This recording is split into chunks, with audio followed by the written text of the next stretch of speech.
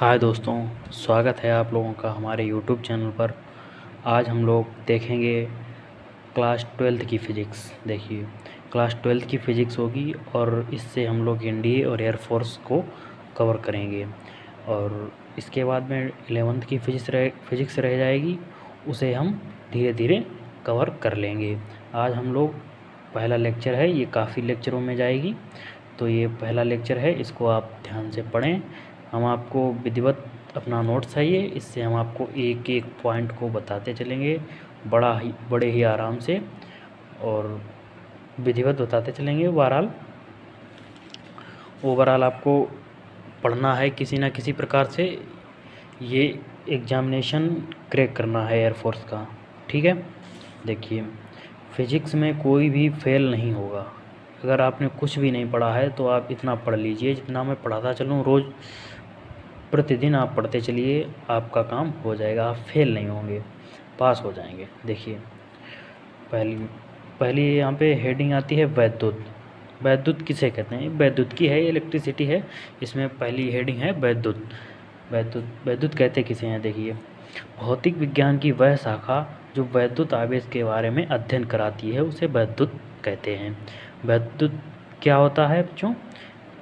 वैद्युत आवेश के बारे में अध्ययन कराती है, उसे वैद्युत कहते हैं, ठीक है। आपको वैद्युत आवेश, आप बोलेंगे वैद्युत आवेश होता क्या है, इसको हम आगे यहाँ पे डिस्क्राइब करेंगे। देखिए, पहले वैद्युत के बारे में समझ लेते हैं।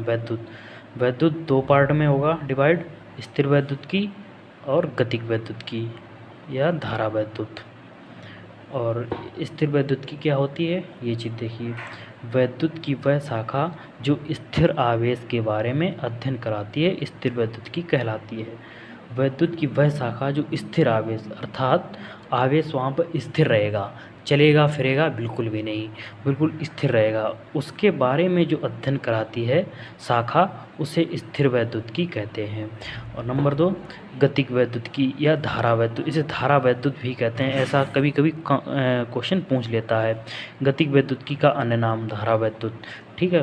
तो देखिए, वैद्युत की वह शाखा जो गतिमान आवेश का अध्ययन, यहाँ पे गतिक करेगा।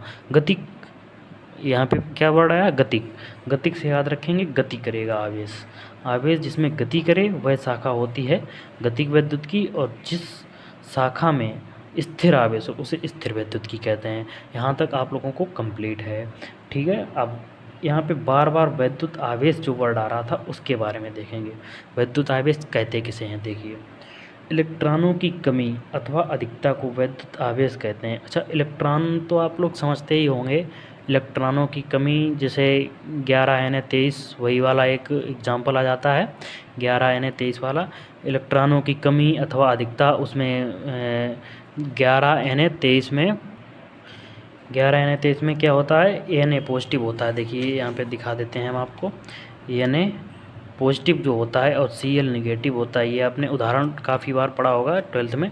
NaCl, Na पर पॉजिटिव होता है, Cl पर निगेटिव होता है, ये धनावेश होता है, ठीक है। अर्थात इसका मतलब क्या होगा? धनावेश का इलेक्ट्रॉनों की यहाँ पर कमी हुई है, इलेक्ट्रॉन की कमी हुई है। और क्लोरीन पर निगेटिव चार्ज, इलेक्ट्रॉनों की अधिकता हुई है यहाँ पे।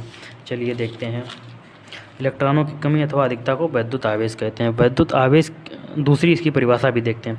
वैद्युत आवेश किसी वस्तु का वह गुण है जिसके कारण वस्तु वैद्युत अथवा चुंबकीय घटना दर्शाती है।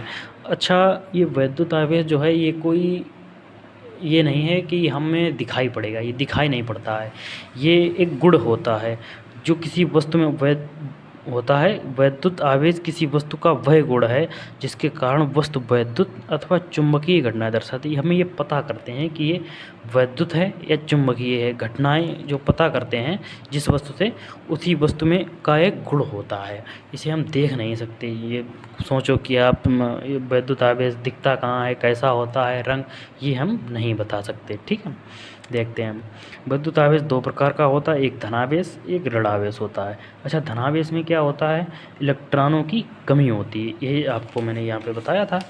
धनावेश, ये देखिए धनावेश। धनावेश में क्या होता है? इलेक्ट्रॉनों की कमी होती है। Cl नेगेटिव, यहाँ पे इलेक्ट्रॉनों की अधिकता होगी, यहाँ पे इलेक्ट्रॉन निकलेगा, यहाँ पे जाएगा, ऐसा कुछ होता है। केमिस्ट्री में आपने पढ़ा होगा अच्छे से, देखते हैं हम।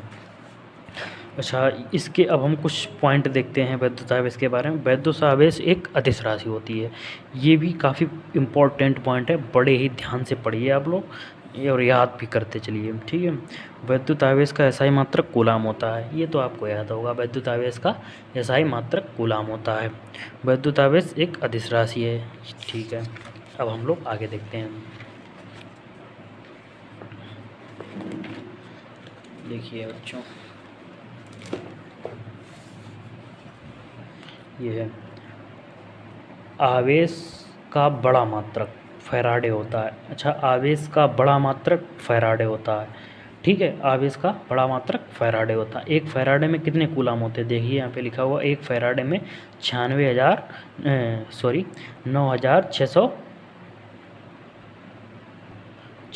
ही है, 96,485 कूलाम। ये इसको हम लगभग में 96,500 भी कह सकते हैं। एक फैराडे बराबर 96,485 कूलाम या 96,500 कूलाम लगभग। इसे भी इस वैल्यू को आप याद कर लें, ऑब्जेक्टिव में ज़रूर पूछता है ये, ऐसे क्वेश्चन पूछ लेते हैं, बहरहाल आपको याद कर लेना है। इसे क्यू से प्रदर्शित करते हैं, आवेश को, वैद्युत आवेश को क्यू से प्रदर्शित करते हैं। इसकी विमा AT होती है, AT, ठीक है, AT। आवेश के छोटे मात्रक माइक्रोकूलाम, नैनोकूलाम, माइक्रोकूलाम, ये इसी को माइक्रोकूलाम को पिकोकूलाम भी कहते हैं। अच्छा, एक चीज़ हमने आपको यहाँ पे डिस्क्राइब करना भूल गए। देखिए, एक फैराडे, ये फैराडे अलग चीज़ होती है, फैराडे अलग चीज़ होती है और फैरेड अलग चीज़ होता है। फैरेड और फैराडे क्या होता है? देखिए, जो धारिता का मात्रक होता है, एक आपने आगे आप लोगों को पढ़ाएंगे हम, धारिता का मात्रक। धारिता का जो मात्रक होता है वो फैरेड होता है। फैरेड क्या होता है बच्चों? फैरेड। अच्छा, आवेश का बड़ा मात्रक फैराडे, ये बहुत ज़्यादा याद रखना है, इसमें बहुत ज़्यादा कन्फ्यूजन हो जाती है बच्चों को। आवेश का मात्रक बोलें या धारिता का मात्रक बोलें, इसलिए इस पॉइंट को बड़ा ध्यान से पढ़ना है। आवेश का बड़ा मात्रक फैराडे, धारिता का बड़ा मात्रक फैरेड, ठीक है। देखिए, हाँ, आवेश के छोटे मात्रक क्या क्या होते हैं? माइक्रोकूलाम, नैनोकूलाम, माइक्रोकूलाम, इसी को कहते हैं पिकोकूलाम। अच्छा, एक माइक्रोकूलाम में कितने कूलाम होते हैं? ये देखिए, एक माइक्रोकूलाम बराबर 10⁻⁻6 कूलाम। कितने होते हैं? 10⁻⁻6 कूलाम। देखिए, एक माइक्रोकूलाम बराबर 10⁻⁻6 कूलाम। एक नैनोकूलाम, नैनो को आप 10⁻9, नैनो, इस प्रकार से आप याद कर सकते हैं। एक नैनोकूलाम बराबर 10⁻⁻9 कूलाम। एक माइक्रोकूलाम 10⁻⁻6 कूलाम। एक माइक्रोकूलाम, एक माइक्रोकूलाम था 10⁻⁻6, 2 माइक्रोकूलाम हो गया 10⁻⁻12 कूलाम। इसको आप इस प्रकार से याद कर सकते हैं, कोई ज़्यादा बड़ी बात नहीं है। आवेशन की विधियाँ देखते हैं। अच्छा, आवेश की विधि जो होती हैं वो काफ़ी होती हैं। यहाँ पे मुख्य जो होती हैं, मुख्य रूप से वो 3 ही मानी जाती हैं: घर्षण द्वारा, चालन द्वारा, प्रेरण द्वारा। आवेशन की विधियाँ हैं ये, घर्षण द्वारा हो सकता है, चालन द्वारा हो सकता है, प्रेरण द्वारा हो सकता है। ये चैप्टर पूरा है घर्षण का, वो आगे हम आप लोगों को डिस्क्राइब बिल्कुल विस्तार से करेंगे। देखिए, घर्षण द्वारा, चालन द्वारा, इसमें वस्तुओं का भौतिक संपर्क जरूरी है। अच्छा, इसमें भौतिक संपर्क आप समझ सकते हैं। भौतिक संपर्क किसी चीज़ को हम जिसे देख सकते हैं, कोई चीज़ संपर्क में रखी हुई है उसे हम लोग देख सकते हैं, उसे भौतिक संपर्क कहते हैं, ठीक है। तो भौतिक संपर्क इसमें ज़रूरी होता है। चालन और घर्षण, ये दो विधियों में क्या होता है? भौतिक संपर्क जरूरी होता है। प्रेरण द्वारा इसमें कोई भी भौतिक संपर्क नहीं होता है बच्चों, कोई भी प्रेरण द्वारा इसमें भौतिक संपर्क नहीं होता है। प्रेरित आवेश का सूत्र देखेंगे, ये बहुत इंपॉर्टेंट है। अच्छा, प्रेरित आवेश का सूत्र ये पूछता भी है डायरेक्ट, कभी कभी सूत्र ही पूछ देता है, और न्यूमेरिकल तो आते ही हैं। देखिए, क्यू डैश, क्या लिखा हुआ बच्चों? क्यू डैश बराबर -q × 1 - 1/k। क्यू डैश, देखिए, क्यू डैश बराबर -q 1 - 1/k। अच्छा, यहाँ पे क्या चीज़ होती है? के को कहते हैं परावैद्युतांक, और परावैद्युतांक का मान जो होता है, वायु या निर्वात के लिए के का मान 1 होता है, और धातु के लिए के का मान इन्फिनेटिव होता है, अनंत होता है।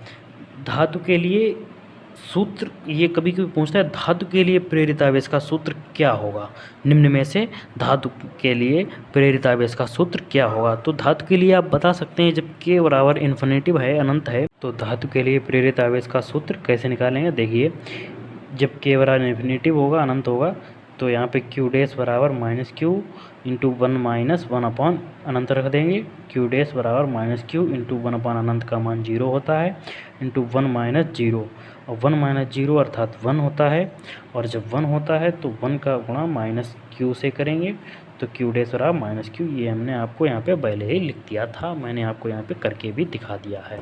ठीक है, अब हम लोग आगे बात करते हैं। अच्छा, आगे क्या बात करेंगे, आवेश के गुणों के बारे में बात करेंगे हम लोग। किसके बारे में, आवेश के गुणों के बारे में बात करेंगे।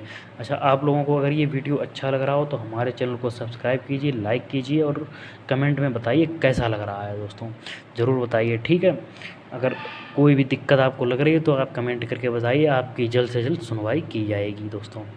ठीक है, अब आगे देखते हैं आवेशों के गुण। देखिए ये नंबर 1 आता है, समान प्रकृति के आवेशों के मध्य प्रतिकर्षण व विपरीत प्रकृति के आवेशों के मध्य आकर्षण होता है। अच्छा, इसका क्या मसला है, इस मसले को देखिए। यहाँ पे लिखा हुआ है समान प्रकृति के आवेश। समान प्रकृति के हमने आपको यहाँ पे बताया था Na पॉजिटिव Cl नेगेटिव, इन पर पॉजिटिव इन पर निगेटिव, इसी को प्रकृति बोल सकते हैं हम लोग। Na पॉजिटिव Cl नेगेटिव को पॉजिटिव निगेटिव। देखिए समान प्रकृति, जब समान प्रकृति के दोनों आवेश हों, अगर इस पर भी प्लस इस पर भी प्लस, तो यहाँ पे क्या होगा, प्रतिकर्षण होगा। प्रतिकर्षण, या समान प्रकृति के माइनस माइनस भी हो सकते हैं। समान है ना, ये दोनों चिन्ह दोनों समान है तो प्रतिकर्षण होगा। अगर प्लस माइनस माइनस प्लस ये हो तो आकर्षण होगा। क्या होगा, आकर्षण।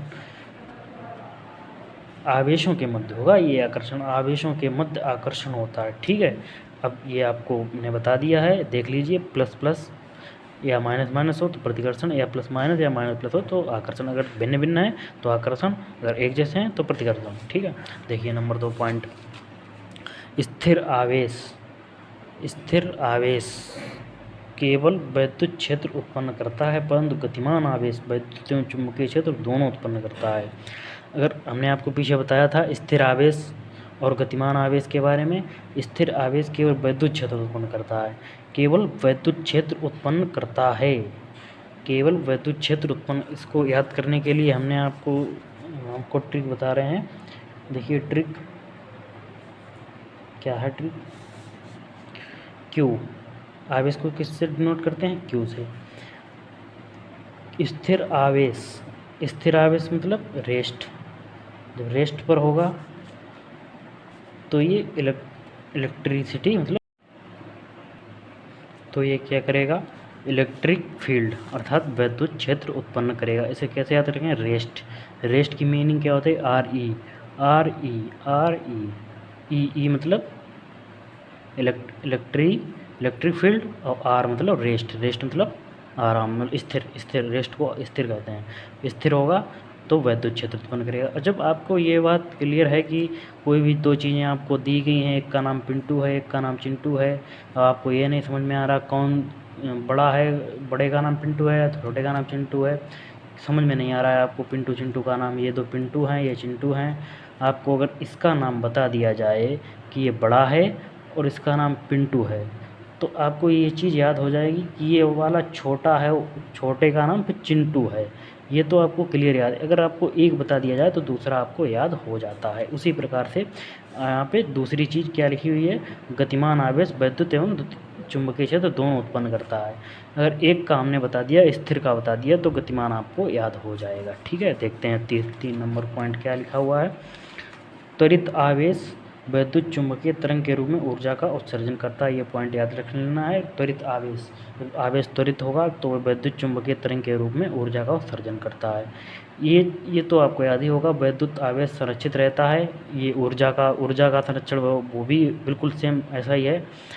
ऊर्जा संरक्षित रहती है। ऊर्जा को ना तो नष्ट किया जा सकता है और ना ही उत्पन्न किया जा सकता है, केवल एक रूप से दूसरे रूप में परिवर्तित किया जा सकता है। उसी प्रकार से ये वैद्युत आवेश है। वैद्युत आवेश संरक्षित रहता है, अर्थात वैद्युत आवेश को ना तो उत्पन्न किया जा सकता है और ना ही नष्ट किया जा सकता है। इसे केवल एक वस्तु से दूसरी वस्तु में परिवर्तित किया जा सकता है। ठीक है बच्चों, आपको ये चीज़ क्लियर हो गई। और बाकी जो है हम बाद में बात करते हैं।